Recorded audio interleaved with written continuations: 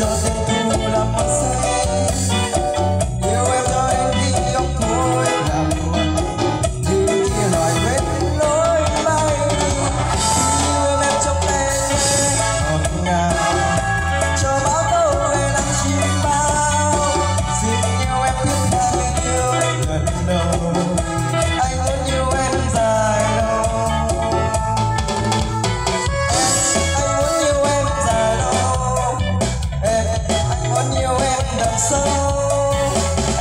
Anh đã thương em từ lâu, anh muốn yêu em dài lâu.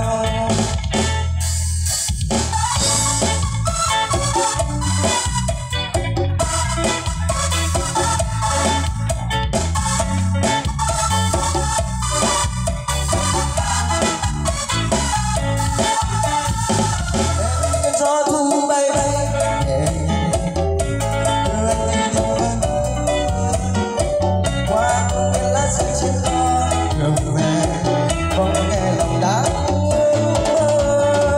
mơ ôm em trong tay những mưa thì thầm, cho bao câu về làm chim bao. Yêu em khi ta như yêu lần đầu, anh muốn yêu em dài lâu. Anh muốn yêu em dài lâu, anh muốn yêu em thật sâu.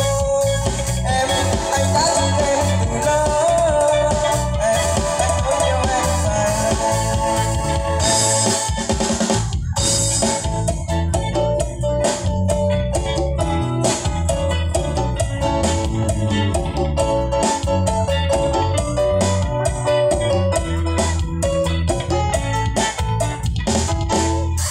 Và rất là tuyệt vời.